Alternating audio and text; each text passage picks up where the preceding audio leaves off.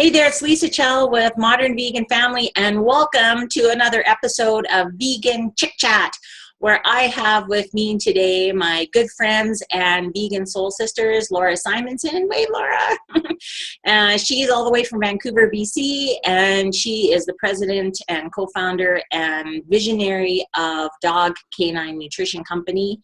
And I also have another soul sister, Cathy McClellan, and she's from Vancouver Island and out of Nanaimo, and she has a really popular blog and Instagram account called Vegan on the Go, where she talks about and shares recipes and food reviews and stuff from at home and while traveling. So welcome, ladies. Thanks, Lisa.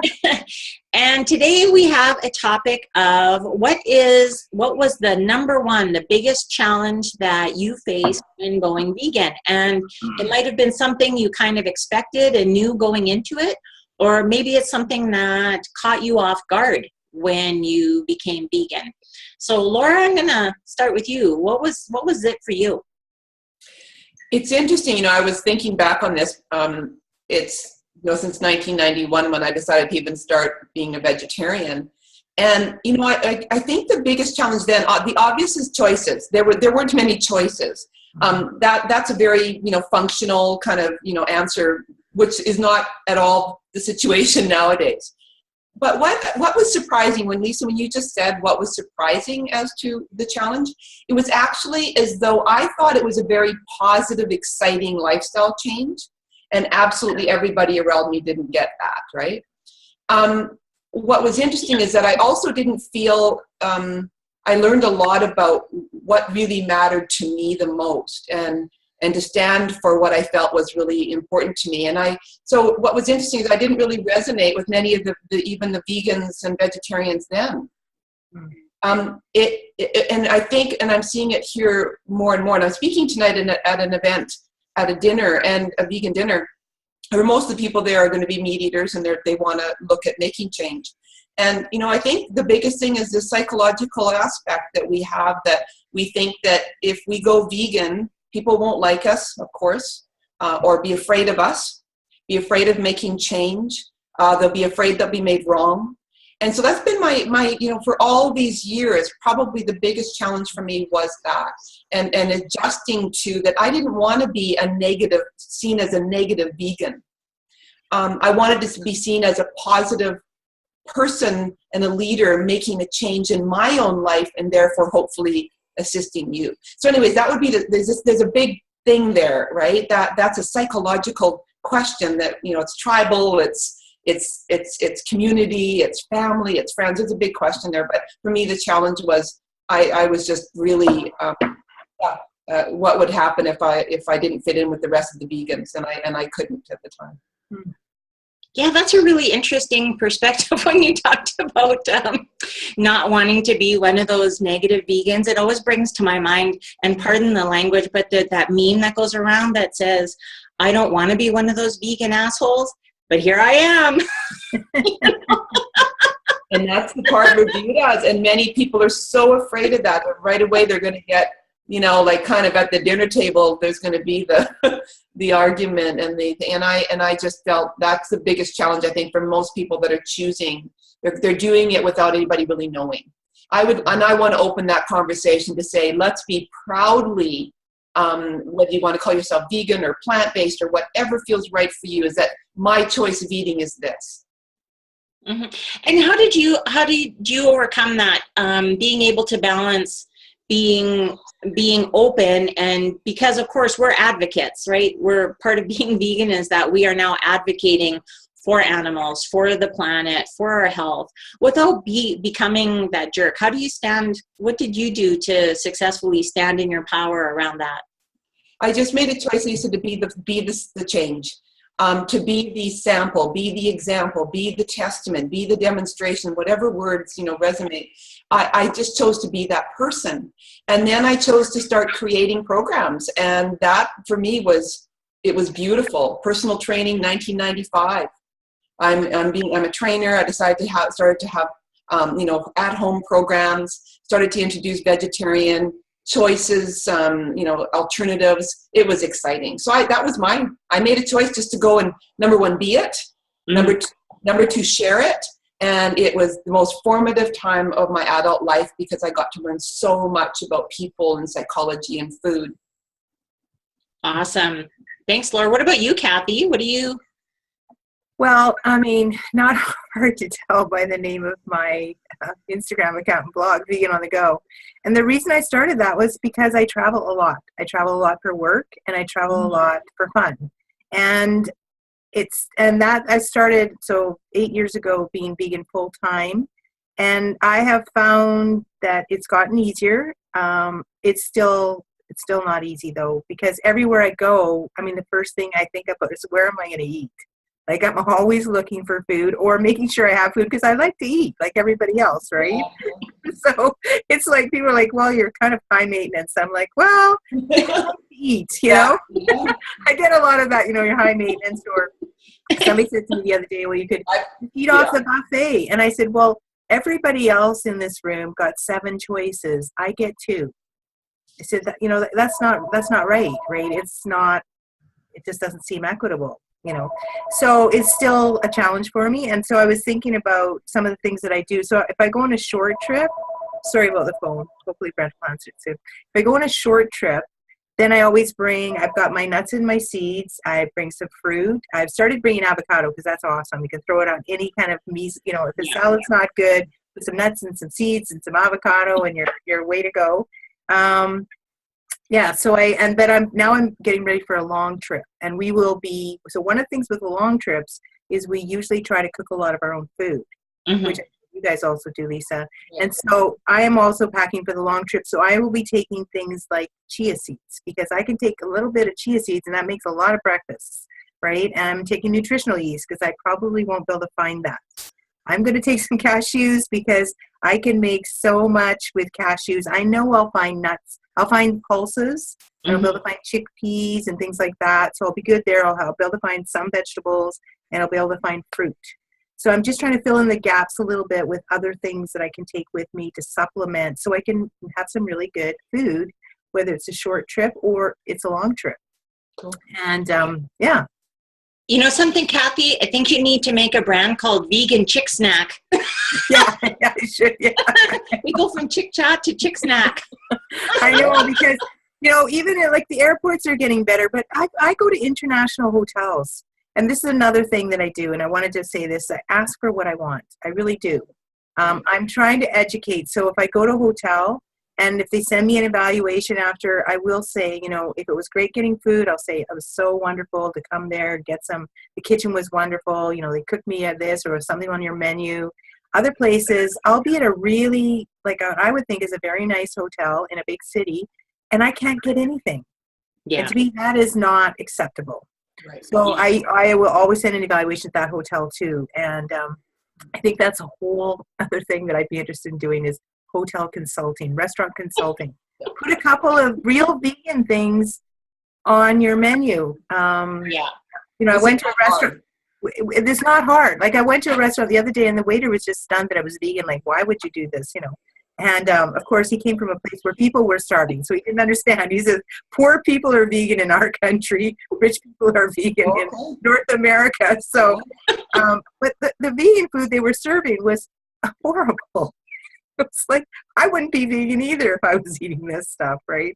Yes. So anyways, that's for me. It's really about finding ways to make it work, and there will be challenges, and so being more proactive around those challenges and thinking, what can I do so that if I get a plate of lettuce, because sometimes you will, what can I do to make it into a meal, something that will actually sustain you? Yeah. I'm always amazed when I go, let's say, if I'm speaking at a conference or I'm going somewhere and I'm in a hotel, how many hotels do not even carry a dairy alternative for morning coffee or to put on your oatmeal? So you can see oatmeal on the menu, but then there's nothing that you can even put on it. I'm like, what? That is so basic to me. You can get tiny little cartons of soy milk. You don't even have to buy.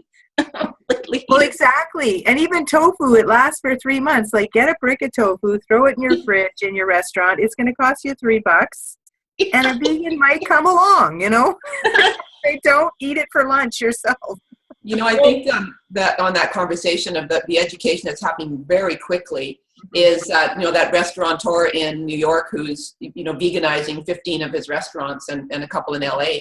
And I think there's a real strong pressure that's coming that, like he said, and this is another chef who's a chef for Brady, the quarterback, right, for the Patriots, he said he could just see the degradation in the industry, that they were trying to make things work with, a meat-based chef and gourmet. And he said, vegetables, it's endless. And his thing is, like I just read an article, he wants to disrupt the chef industry and bring this, like, yeah, Cathy, how easy is it to put tofu, right? And you can freeze it. And then rinse out the water, anyway, so all it is education, because once they start doing it, it'll take off, right? Yeah. I just always want to say, can I go in the kitchen? Can I just go in the kitchen for a while?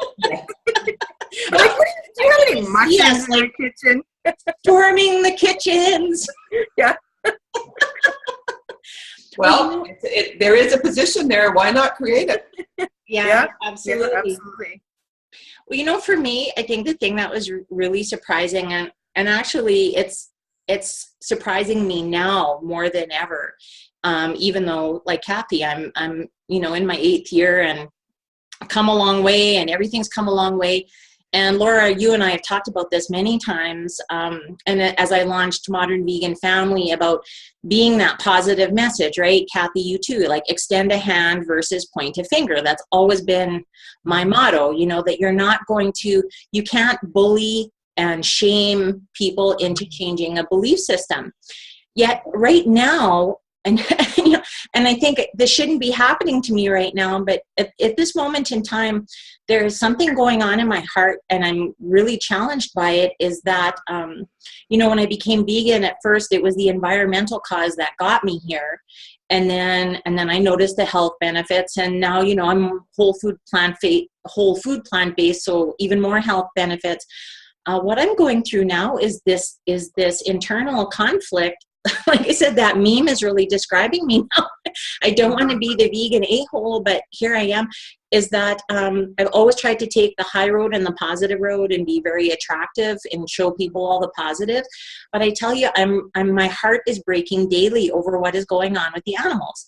And so I'm kind of feeling really conflicted, because what I notice is I have friends who are continually putting up stuff about the animals and very assertively, and I understand why, because I tell you, I want to do the same thing, but they get a lot of pushback and they get a lot of animosity, and they get people blocking them and deleting their posts and stuff, so they're really stressed out about it. So I'm really challenged by, where do you find the balance in showing, somewhere along the line, I feel like it's my duty. It is my duty, besides showing all the good food and the good lifestyle stuff, to make people aware of what is actually going on in the world, but how to do that in a way where it opens their heart and they get to a place of compassion about it, as I had to learn how to do, without trying to hammer. I don't want to be a hammer looking for a nail.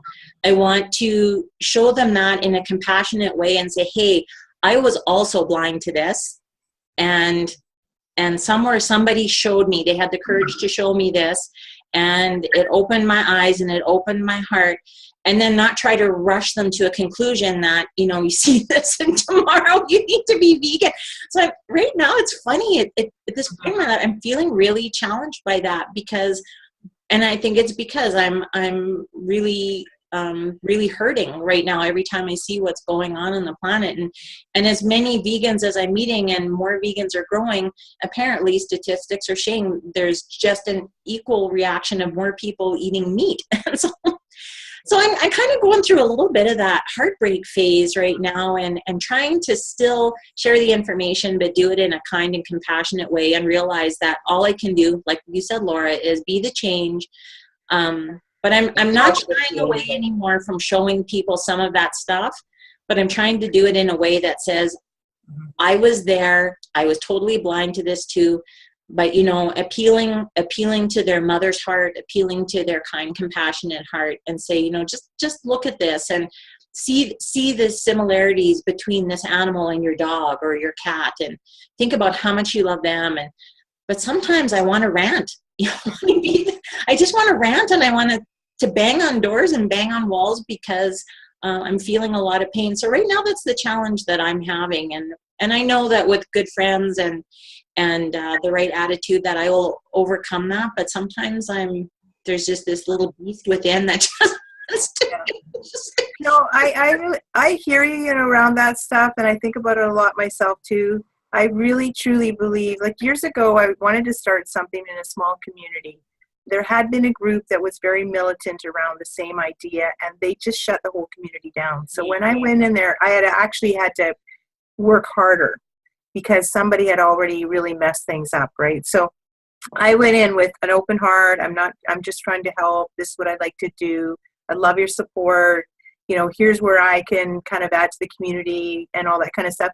And everybody just got on board. I mean, I got a grant and people were helping me. They were embracing me. I mean, it was just so many things. And I truly believe in my heart that is the way. I understand what you're saying. But when I see that stuff online myself, I cannot look. I cannot look. It's too awful. I think, it's just so awful. It is awful. I've been through, Lisa, I understand. I've been feeling what you've felt several times over the last 25 years. It didn't matter whether or not, I was still having cheese. I was still having pain. And so, that's the part about really, really asking ourselves, what do I want as a result during, yes, we have to feel these feelings, of course, we have to honor that. And then move to, what do I want as a result? What do I want to create? Mm-hmm. And then from there, we can make that big change.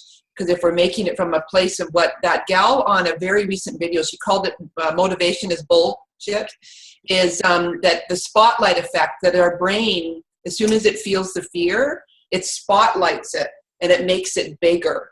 So it's no different than the amygdala, that, the reticular activating system, the whole thing. Our brain just goes, oh my God, and it starts to really focus on that. So we just have to go into, okay, my brain's doing its thing. What can I do that can counter that? What can I do positively? And all this stuff, Lisa, I know. I mean, you're a powerful coach and woman in how you live.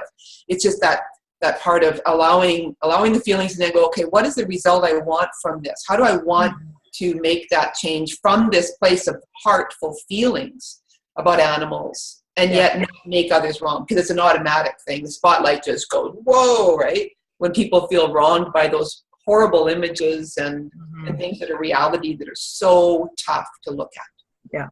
Yeah. Well, part of me is that I am starting now to do some sharing, but I'm very choosy about what I share more. Have you been watching some of the Mercy for Animals videos? Have been just amazing lately because they're not super graphic, but they are they are really about touching the heart, looking into the animal's eyes and just showing the dog and showing the pig. And I find that they have been moving into some really, really moving videos. And I'm finding that is that nice blend for me of sharing that and making that connection, but also not so graphically that the person who's never even considered it before is going, oh my God, and then deciding to bury their head in the sand. So I find that that's been easier to have a conversation or begin a conversation around some of those they're gentle, but yet they're also honest. Yeah. And so, I'm finding it a little easier, but I've decided I'm not completely backing away from that conversation anymore, but I'm stepping into it in a way to say, this can be done compassionately. We can help people see these things without pointing a finger and blaming them. And but that doesn't mean every once in a while inside I just look and go, faster. No, can I share something with you? Because they've actually done some research that we have 3 brains. Okay, we have the logical brain that you were just talking about a moment ago, and then we have the heart brain, we have the gut brain. And what they're saying though is there has to be alignment with the heart brain for people to change their behavior. So if you think about that, so I love what you're saying, Lisa, because if we can connect with them on a heart level, because that's peaceful, and that's what I think. We want to bring more peace into the world. That's part of what we're trying to do, right? So to be violent to me doesn't make sense, but to be more peaceful and connect with people at their heart level I think that's the way. I really do, because that's where people can change. That's what they're saying. When the heart is connected, then I can make the change. And you think about it, you know, it's the hard stuff that gets you through the not having the food, the people not supporting you. It's because you're so connected with what you're doing at a heart level that you can withstand that stuff. So I really like what you're saying about, because I am also sharing a little bit too, but I'm being very, very cautious about what I'm sharing, because I really want it to be informative. I want it to be enlightening and inspiring. And if we can connect at a heart level, I think we can really do some good work. Yeah. Well, ladies, you know what? We got to keep, we're going to cut the Chick Chat short, because there were some really important parts came out in this conversation today. And I think that it's important to be aware of some of the challenges you're going to face when you're going vegan, or even if you've been vegan for a long time like we have, because it doesn't mean that you stop growing, or that you stop coming into awareness, or that you stop facing resistance. Resistance is all around us, and standing in our courage and standing in our power is an important part of helping, you know, any movement, or helping change the world. And really, I don't know any vegans who aren't trying to change the world, you know, to be a better place. And we all have to learn how to do that in the most compassionate way possible, so that we're walking our walk. So Laura Simonson, you can find her at www.doggfood.ca, DoggFood.ca. Go check out Dog Canine Nutrition. Some amazing things are going on in her company. Cathy can be found at www.veganonthego.net. Check out her blog, her recipe. She's amazing. Follow her on Instagram and Facebook, and of course follow Dog Canine on Facebook as well. And follow me, and subscribe to the channel, modernveganfamily.com. I'm very active on Instagram and Facebook. So thanks for coming to Vegan Chick Chat. Thank you, ladies. All right. Awesome. Can't wait. Bye, Laura. Bye. All right, give everybody a peace, love, and plants.